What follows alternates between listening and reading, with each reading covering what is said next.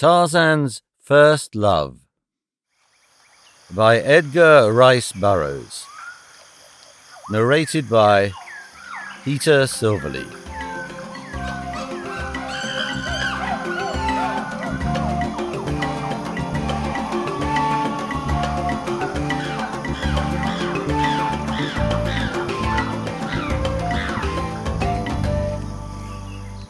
Tikka, stretched at luxurious ease in the shade of the tropical forest, presented, unquestionably, a most alluring picture of young, feminine loveliness. Or at least, so thought Tarzan of the Apes, who squatted upon a low swinging branch in a nearby tree and looked down upon her.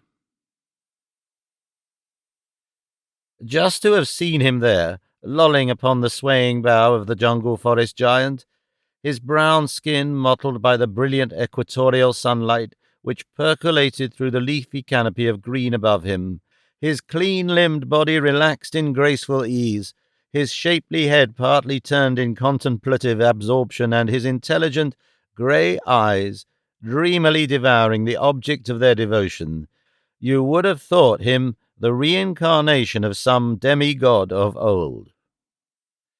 You would not have guessed that in infancy he had suckled at the breast of a hideous hairy she-ape, nor that in all his conscious past since his parents had passed away in the little cabin by the landlocked harbour at the jungle's verge, he had known no other associates than the sullen bulls and the snarling cows of the tribe of Kerchak, the great ape.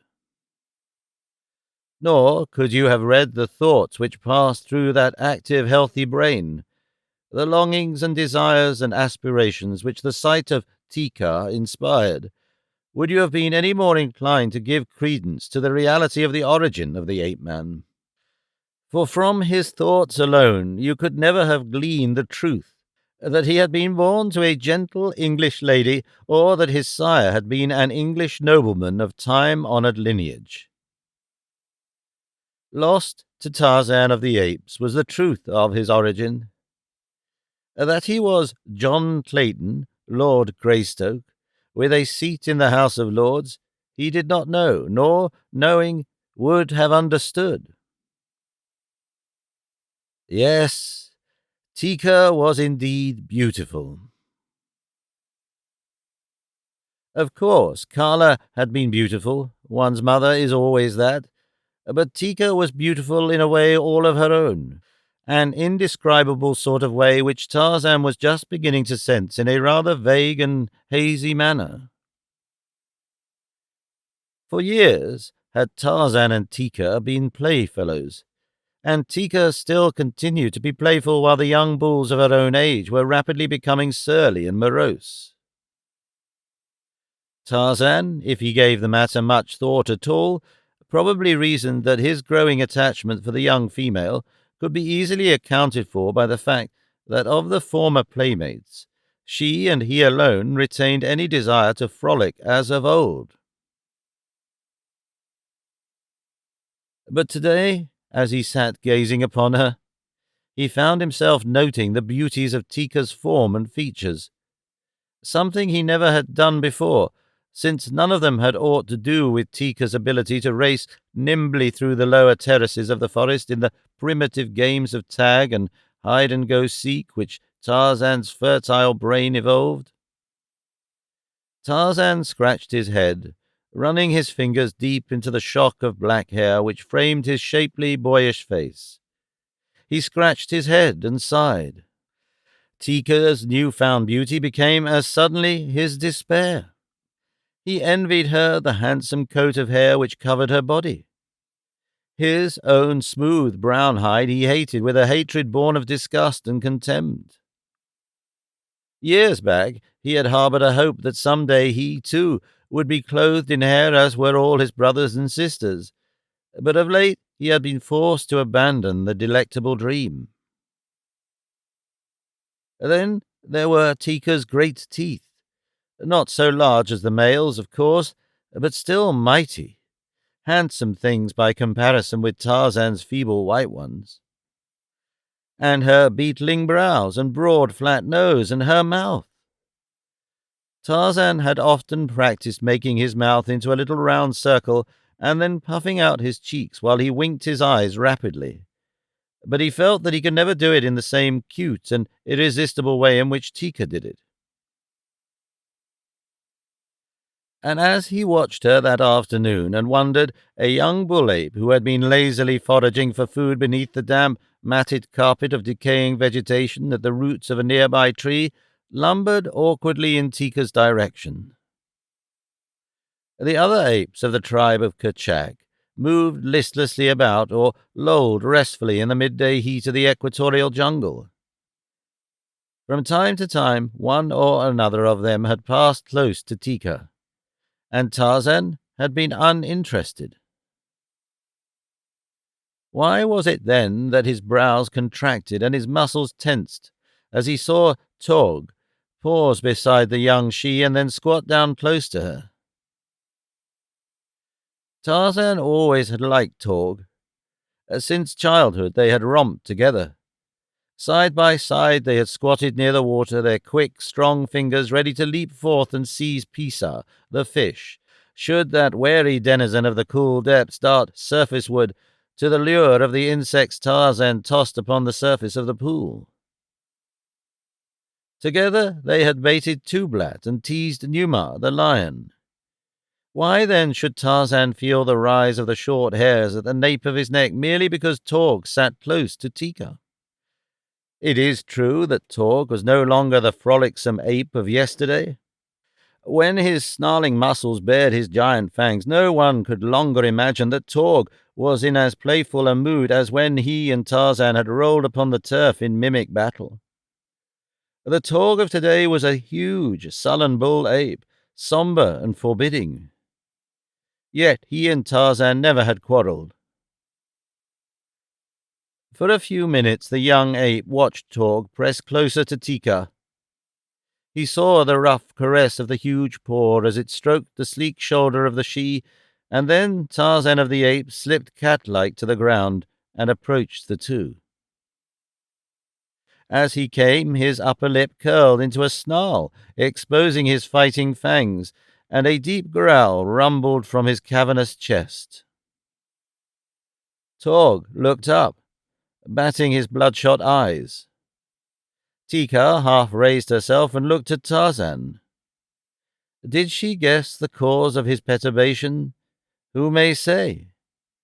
At any rate, she was feminine, and so she reached up and scratched Torg behind one of his small, flat ears. Tarzan saw, and in the instant that he saw, Tikka was no longer the little playmate of an hour ago. Instead, she was a wondrous thing, the most wondrous in the world, and a possession for which Tarzan would fight to the death against Torg or any other who dared question his right of proprietorship. Stooped, his muscles rigid and one great shoulder turned toward the young bull, Tarzan of the apes sidled nearer and nearer. His face was partly averted, but his keen grey eyes never left those of Torg, and as he came, his growls increased in depth and volume. Torg rose upon his short legs, bristling. His fighting fangs were bared. He, too, sidled, stiff-legged, and growled. "Tikka is Tarzan's," said the ape-man in the low gutturals of the great anthropoids. "Tikka is Torg's," replied the bull-ape. Thacker and Nomgo and Gunto, disturbed by the growlings of the two young bulls, looked up, half apathetic, half interested. They were sleepy, but they sensed a fight. It would break the monotony of the humdrum jungle life they led. Coiled about his shoulders was Tarzan's long grass robe. In his hand was the hunting knife of the long-dead father he had never known. In Torg's little brain lay a great respect for the shiny bit of sharp metal, which the ape-boy knew so well how to use.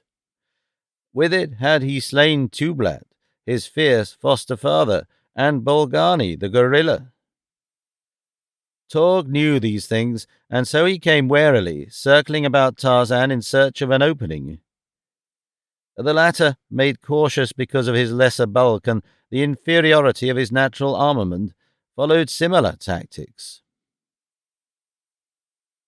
For a time it seemed that the altercation would follow the way of the majority of such differences between members of the tribe, and that one of them would finally lose interest and wander off to prosecute some other line of endeavor.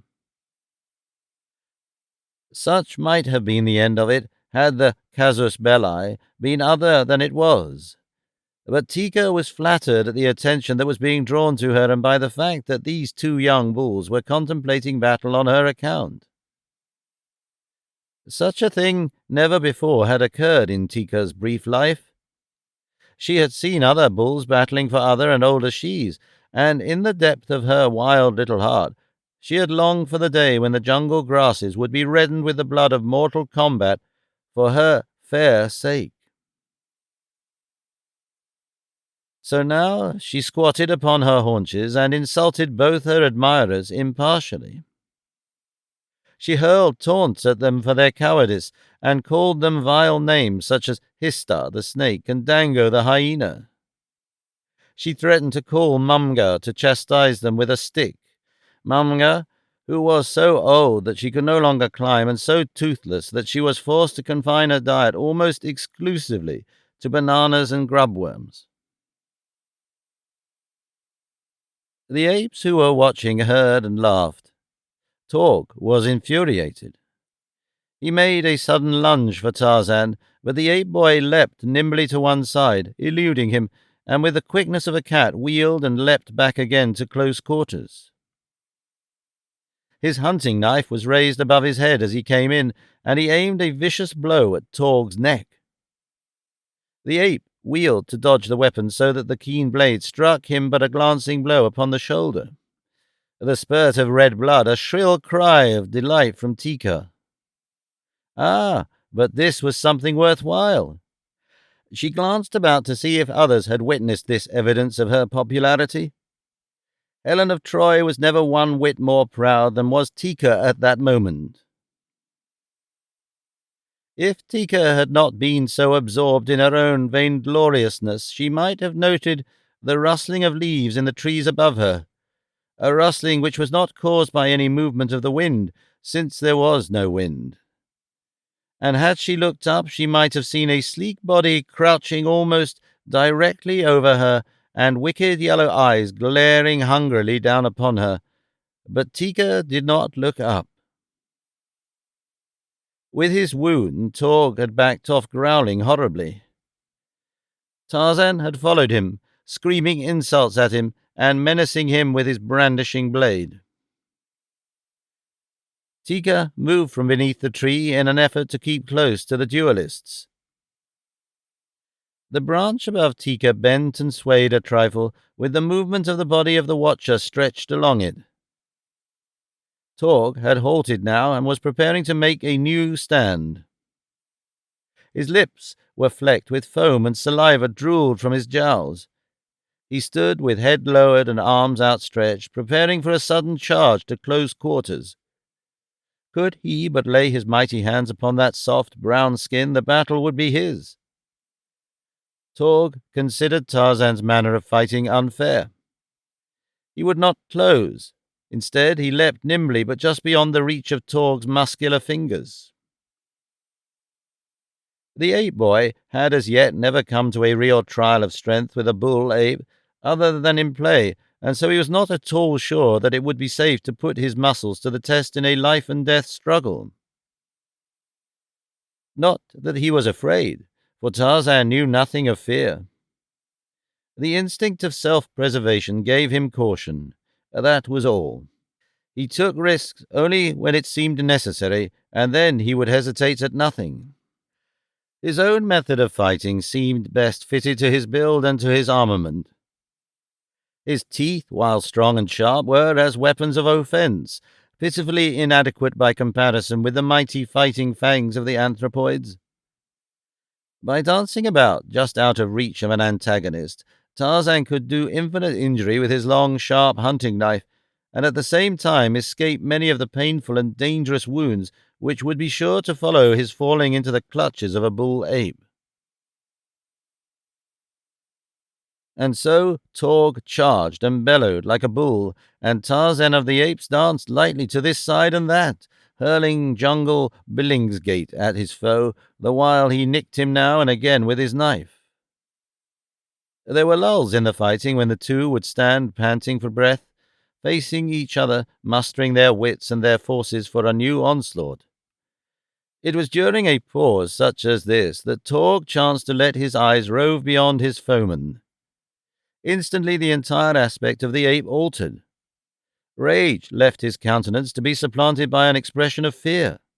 With a cry that every ape there recognized, Torg turned and fled. No need to question him. His warning proclaimed the near presence of their ancient enemy. Tarzan started to seek safety, as did the other members of the tribe, and as he did so he heard a panther's scream, mingled with the frightened cry of a she-ape. Torg heard too, but he did not pause in his flight. With the ape-boy, however, it was different. He looked back to see if any member of the tribe was close pressed by the beast of prey, and the sight that met his eyes filled them with an expression of horror. Tikka it was who cried out in terror as she fled across a little clearing toward the trees upon the opposite side, for after her leapt Sheeta the panther in easy, graceful bounds. Sheeta appeared to be in no hurry. His meat was assured, since even though the ape reached the trees ahead of him, she could not climb beyond his clutches before he could be upon her. Tarzan saw that Tikka must die. He cried to Torg and the other bulls to hasten to Tikka's assistance, and at the same time he ran toward the pursuing beast, taking down his rope as he came. Tarzan knew that once the great bulls were aroused, none of the jungle, not even Numa the lion, was anxious to measure fangs with them, and that if all those of the tribe who chanced to be present today would charge, Sheeta, the great cat, would doubtless turn tail and run for his life. Torg heard, as did the others, but no one came to Tarzan's assistance or Tikka's rescue, and Sheeta was rapidly closing up the distance between himself and his prey. The ape-boy, leaping after the panther, cried aloud to the beast in an effort to turn it from Tikka or otherwise distract its attention until the she-ape could gain the safety of the higher branches, where Sheeta dared not go. He called the panther every opprobrious name that fell to his tongue. He dared him to stop and do battle with him, but Sheeta only loped on after the luscious titbit, now almost within his reach. Tarzan was not far behind and was gaining, but the distance was so short that he scarce hoped to overhaul the carnivore before it had felled Tikka. In his right hand the boy swung his grass rope above his head as he ran. He hated to chance a miss, for the distance was much greater than he ever had cast before except in practice. It was the full length of his grass rope which separated him from Sheeta, and yet there was no other thing to do. He could not reach the brute's side before it overhauled Tikka. He must chance a throw. And just as Tikka sprang for the lower limb of a great tree and Sheeta rose behind her in a long, sinuous leap, the coils of the ape-boy's grass rope shot swiftly through the air, straightening into a long, thin line as the open noose hovered for an instant above the savage head and the snarling jaws. Then it settled. Clean and true about the tawny neck it settled, and Tarzan, with a quick twist of his rope hand, drew the noose taut, bracing himself for the shock when Sheeta should have taken up the slack. Just short of Tikka's glossy rump, the cruel talons raked the air as the rope tightened and Sheeta was brought to a sudden stop, a stop that snapped the big beast over upon his back. Instantly Sheeta was up, with glaring eyes and lashing tail, and gaping jaws from which issued hideous cries of rage and disappointment. He saw the ape-boy, the cause of his discomfiture, scarce 40 feet before him, and Sheeta charged. Tikka was safe now. Tarzan saw to that by a quick glance into the tree whose safety she had gained not an instant too soon, and Sheeta was charging. It was useless to risk his life in idle and unequal combat, from which no good could come, but could he escape a battle with the enraged cat? And if he was forced to fight, what chance had he to survive? Tarzan was constrained to admit that his position was aught but a desirable one. The trees were too far to hope to reach in time to elude the cat. Tarzan could but stand facing that hideous charge. In his right hand he grasped his hunting knife, a puny, futile thing indeed by comparison with the great rows of mighty teeth which lined Sheeta's powerful jaws and the sharp talons encased within his padded paws. Yet the young Lord Greystoke faced it with the same courageous resignation with which some fearless ancestor went down to defeat and death on Senlac Hill by Hastings.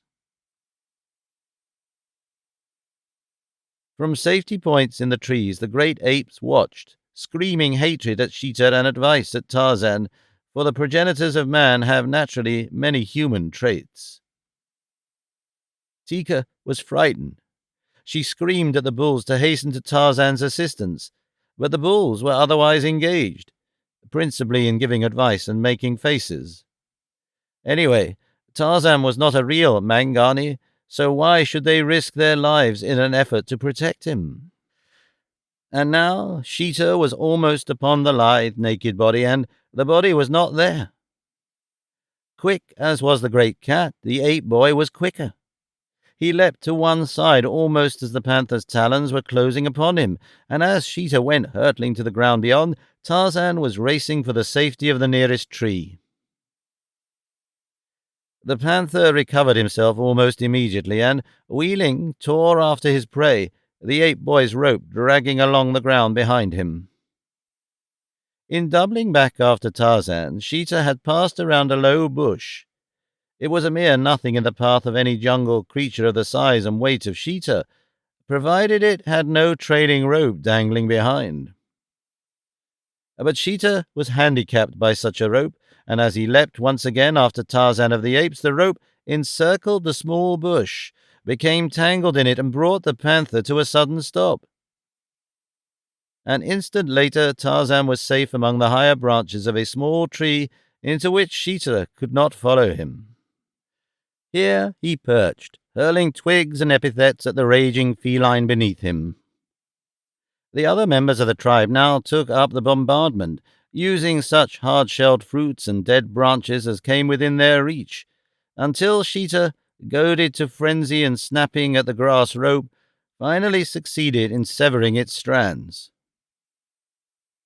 For a moment the panther stood, glaring first at one of his tormentors and then at another, until, with a final scream of rage, he turned and slunk off into the tangled mazes of the jungle. A half-hour later the tribe was again upon the ground, feeding as though naught had occurred to interrupt the sombre dullness of their lives. Tarzan had recovered the greater part of his rope and was busy fashioning a new noose, while Tikka squatted close behind him, in evident token that her choice was made. Torg eyed them sullenly. Once when he came close, Tikka bared her fangs and growled at him, and Tarzan showed his canines in an ugly snarl, but Torg did not provoke a quarrel. He seemed to accept, after the manner of his kind, the decision of the she as an indication that he had been vanquished in his battle for her favors. Later in the day, his rope repaired, Tarzan took to the trees in search of game. More than his fellows he required meat, and so, while they were satisfied with fruits and herbs and beetles, which could be discovered without much effort upon their part, Tarzan spent considerable time hunting the game animals whose flesh alone satisfied the cravings of his stomach and furnished sustenance and strength to the mighty thews which, day by day, were building beneath the soft, smooth texture of his brown hide. Torg saw him depart, and then, quite casually, the big beast hunted closer and closer to Tikka in his search for food. At last he was within a few feet of her, and when he shot a covert glance at her, he saw that she was appraising him, and that there was no evidence of anger upon her face. Torg expanded his great chest and rolled about on his short legs, making strange growlings in his throat. He raised his lips, baring his fangs. My, but what great beautiful fangs he had! Tikka could not but notice them. She also let her eyes rest in admiration upon Torg's beetling brows and his short, powerful neck. What a beautiful creature he was indeed! Torg, flattered by the unconcealed admiration in her eyes, strutted about, as proud and as vain as a peacock. Presently he began to inventory his assets, mentally, and shortly he found himself comparing them with those of his rival. Torg grunted, for there was no comparison. How could one compare his beautiful coat with the smooth and naked hideousness of Tarzan's bare hide? Who could see beauty in the stingy nose of the Tarmangani after looking at Torg's broad nostrils? And Tarzan's eyes, hideous things showing white about them and entirely unrimmed with red. Torg knew that his own bloodshot eyes were beautiful, for he had seen them reflected in the glassy surface of many a drinking pool. The bull drew nearer to Tikka, finally squatting close against her. When Tarzan returned from his hunting a short time later, it was to see Tikka contentedly scratching the back of his rival. Tarzan was disgusted. Neither Torg nor Tikka saw him as he swung through the trees into the glade. He paused a moment, looking at them. Then, with a sorrowful grimace, he turned and faded away into the labyrinth of leafy boughs and festooned moss out of which he had come. Tarzan wished to be as far away from the cause of his heartache as he could. He was suffering the first pangs of blighted love, and he didn't quite know what was the matter with him. He thought that he was angry with Torg, and so he couldn't understand why it was that he had run away instead of rushing into mortal combat with the destroyer of his happiness. He also thought that he was angry with Tikka, yet a vision of her many beauties persisted in haunting him, so that he could only see her in the light of love as the most desirable thing in the world. The ape-boy craved affection.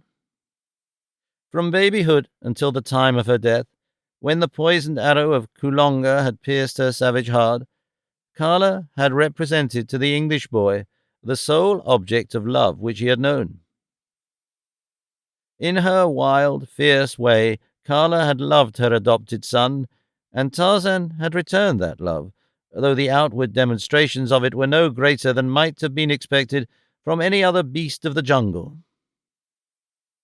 It was not until he was bereft of her that the boy realized how deep had been his attachment for his mother, for as such he looked upon her. In Tikka he had seen within the past few hours a substitute for Kala, someone to fight for and to hunt for, someone to caress, but now his dreams were shattered. Something hurt within his breast. He placed his hand over his heart and wondered what had happened to him. Vaguely he attributed his pain to Tikka. The more he thought of Tikka as he had last seen her caressing Torg, the more the thing within his breast hurt him. Tarzan shook his head and growled. Then on and on through the jungle he swung, and the farther he travelled and the more he thought upon his wrongs, the nearer he approached becoming an irreclaimable misogynist. 2 days later he was still hunting alone, very morose and very unhappy, but he was determined never to return to the tribe. He could not bear the thought of seeing Torg and Tikka always together. As he swung upon a great limb, Numa the lion and Sabor the lioness passed beneath him side by side, and Sabor leaned against the lion and bit playfully at his cheek. It was a half caress. Tarzan sighed and hurled a nut at them. Later, he came upon several of Umbonga's black warriors. He was upon the point of dropping his noose about the neck of one of them, who was a little distance from his companions, when he became interested in the thing which occupied the savages. They were building a cage in the trail and covering it with leafy branches. When they had completed their work, the structure was scarcely visible. Tarzan wondered what the purpose of the thing might be, and why, when they had built it, they turned away and started back along the trail in the direction of their village. It had been some time since Tarzan had visited the blacks and looked down from the shelter of the great trees which overhung their palisade upon the activities of his enemies, from among whom had come the slayer of Kala. Although he hated them, Tarzan derived considerable entertainment in watching them at their daily life within the village, and especially at their dances, when the fires glared against their naked bodies as they leapt and turned and twisted in mimic warfare. It was rather in the hope of witnessing something of the kind that he now followed the warriors back toward their village, but in this he was disappointed, for there was no dance that night. Instead, from the safe concealment of his tree, Tarzan saw little groups seated about tiny fires discussing the events of the day, and in the darker corners of the village he descried isolated couples talking and laughing together, and always one of each couple was a young man and the other a young woman. Tarzan cocked his head upon one side and thought, and before he went to sleep that night, curled in the crotch of the great tree above the village, Tikka filled his mind, and afterwards she filled his dreams. She and the young black men laughing and talking with the young black women. Torg, hunting alone, had wandered some distance from the balance of the tribe. He was making his way slowly along an elephant path when he discovered that it was blocked with undergrowth. Now Torg, come into maturity, was an evil-natured brute of an exceeding short temper. When something thwarted him, his sole idea was to overcome it by brute strength and ferocity, and so now when he found his way blocked, he tore angrily into the leafy screen, and an instant later found himself within a strange lair, his progress effectually blocked, notwithstanding his most violent efforts to forge ahead. Biting and striking at the barrier, Torg finally worked himself into a frightful rage, but all to no avail, and at last he became convinced that he must turn back. But when he would have done so, what was his chagrin to discover that another barrier had dropped behind him while he fought to break down the one before him. Torg was trapped. Until exhaustion overcame him, he fought frantically for his freedom, but all for naught. In the morning, a party of blacks set out from the village of Umbonga in the direction of the trap they had constructed the previous day, while among the branches of the trees above them hovered a naked young giant filled with the curiosity of the wild things. Manu, the monkey, chattered and scolded as Tarzan passed, and though he was not afraid of the familiar figure of the ape-boy, he hugged closer to him the little brown body of his life's companion. Tarzan laughed as he saw it, but the laugh was followed by a sudden clouding of his face and a deep sigh. A little farther on, a gaily feathered bird strutted about before the admiring eyes of his sombre-hued mate. It seemed to Tarzan that everything in the jungle was combining to remind him that he had lost Tikka, yet every day of his life he had seen these same things and thought nothing of them. When the blacks reached the trap, Torg set up a great commotion. Seizing the bars of his prison, he shook them frantically, and all the while he roared and growled terrifically. The blacks were elated, for while they had not built their trap for this hairy tree man, they were delighted with their catch. Tarzan pricked up his ears when he heard the voice of a great ape, and circling quickly until he was downwind from the trap, he sniffed at the air in search of the scent spoor of the prisoner. Nor was it long before there came to those delicate nostrils the familiar odor that told Tarzan the identity of the captive as unerringly as though he had looked upon Torg with his eyes. Yes, it was Torg, and he was alone. Tarzan grinned as he approached to discover what the blacks would do to their prisoner. Doubtless they would slay him at once. Again Tarzan grinned. Now he could have Tikka for his own, with none to dispute his right to her.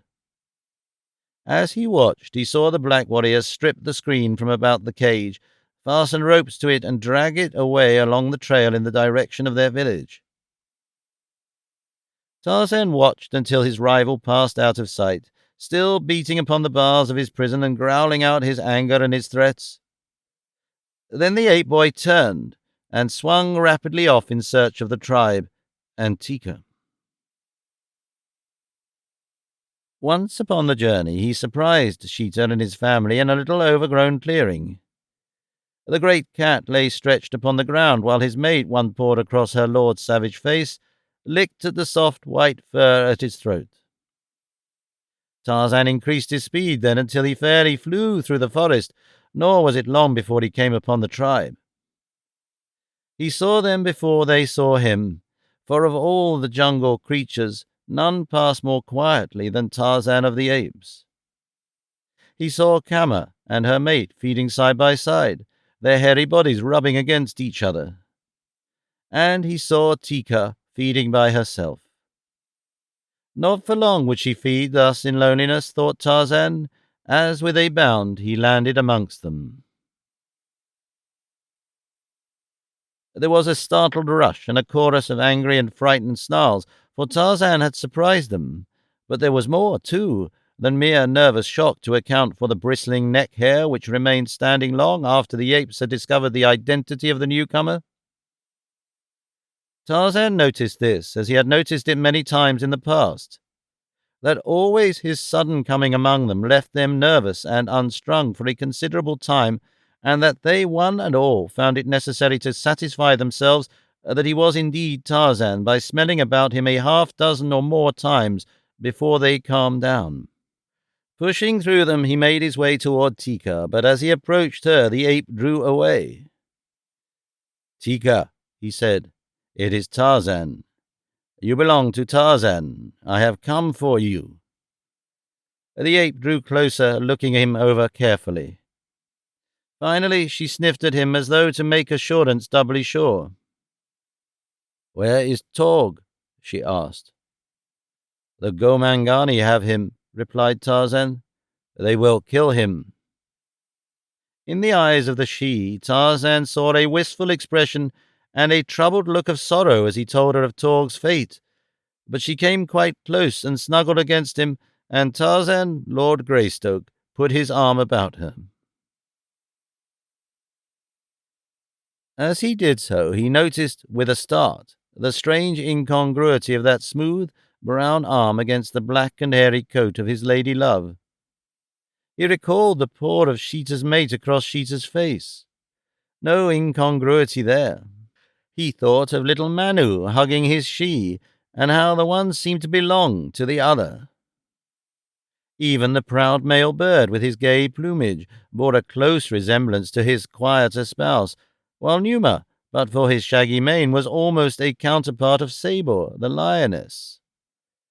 The males and the females differed, it was true, but not with such differences as existed between Tarzan and Tikka. Tarzan was puzzled. There was something wrong. His arm dropped from the shoulder of Tikka. Very slowly he drew away from her. She looked at him with her head cocked upon one side. Tarzan rose to his full height and beat upon his breast with his fists. He raised his head toward the heavens and opened his mouth. From the depths of his lungs rose the fierce, weird challenge of the victorious bull ape. The tribe turned curiously to eye him. He had killed nothing, nor was there any antagonist to be goaded to madness by the savage scream. No, there was no excuse for it, and they turned back to their feeding, but with an eye upon the ape-man lest he be preparing to suddenly run amok. As they watched him, they saw him swing into a nearby tree and disappear from sight. Then they forgot him, even Tikka. Umbonga's black warriors, sweating beneath their strenuous task and resting often, made slow progress toward their village. Always the savage beast in the primitive cage growled and roared when they moved him. He beat upon the bars and slavered at the mouth. His noise was hideous. They had almost completed their journey and were making their final rest before forging ahead to gain the clearing in which lay their village. A few minutes more would have taken them out of the forest, and then, doubtless, the thing would not have happened which did happen. A silent figure moved through the trees above them. Keen eyes inspected the cage and counted the number of warriors. An alert and daring brain figured upon the chances of success when a certain plan should be put to the test. Tarzan watched the blacks lolling in the shade. They were exhausted. Already several of them slept. He crept closer, pausing just above them. Not a leaf rustled before his stealthy advance. He waited in the infinite patience of the beast of prey. Presently, but two of the warriors remained awake, and one of these was dozing. Tarzan of the Apes gathered himself, and as he did so, the black who did not sleep arose and passed around to the rear of the cage. The ape boy followed just above his head. Torg was eyeing the warrior and emitting low growls. Tarzan feared that the anthropoid would awaken the sleepers. In a whisper which was inaudible to the ears of the Negro, Tarzan whispered Torg's name, cautioning the ape to silence, and Torg's growling ceased. The black approached the rear of the cage and examined the fastenings of the door, and as he stood there, the beast above him launched itself from the tree full upon his back. Steel fingers circled his throat, choking the cry which sprang to the lips of the terrified man. Strong teeth fastened themselves in his shoulder, and powerful legs wound themselves about his torso. The black, in a frenzy of terror, tried to dislodge the silent thing which clung to him. He threw himself to the ground and rolled about, but still those mighty fingers closed more and more tightly their deadly grip. The man's mouth gaped wide, his swollen tongue protruded, his eyes started from their sockets, but the relentless fingers only increased their pressure. Torg was a silent witness of the struggle. In his fierce little brain he doubtless wondered what purpose prompted Tarzan to attack the black. Torg had not forgotten his recent battle with the ape boy, nor the cause of it. Now he saw the form of the Gomangani suddenly go limp. There was a convulsive shiver, and the man lay still. Tarzan sprang from his prey and ran to the door of the cage. With nimble fingers he worked rapidly at the thongs which held the door in place. Torg could only watch. He could not help. Presently Tarzan pushed the thing up a couple of feet, and Torg crawled out. The ape would have turned upon the sleeping blacks that he might wreak his pent vengeance, but Tarzan would not permit it. Instead, the ape boy dragged the body of the black within the cage and propped it against the side bars. Then he lowered the door and made fast the thongs as they had been before. A happy smile lighted his features as he worked, for one of his principal diversions was the baiting of the blacks of Mbonga's village. He could imagine their terror when they awoke and found the dead body of their comrade fast in the cage where they had left the great ape safely secured but a few minutes before. Tarzan and Torg took to the trees together, the shaggy coat of the fierce ape brushing the sleek skin of the English lordling as they passed through the primeval jungle side by side. "Go back to Tikka," said Tarzan. "She is yours. Tarzan does not want her." "Tarzan has found another she?" asked Torg. The ape boy shrugged. "For the Gomangani there is another Gomangani," he said. "For Numa, the lion, there is Sabor, the lioness. For Sheeta there is a she of his own kind. For Bara, the deer. For Manu, the monkey. For all the beasts and the birds of the jungle is there a mate. Only for Tarzan of the apes is there none. Torg is an ape. Tikka is an ape. Go back to Tikka. Tarzan is a man. He will go alone.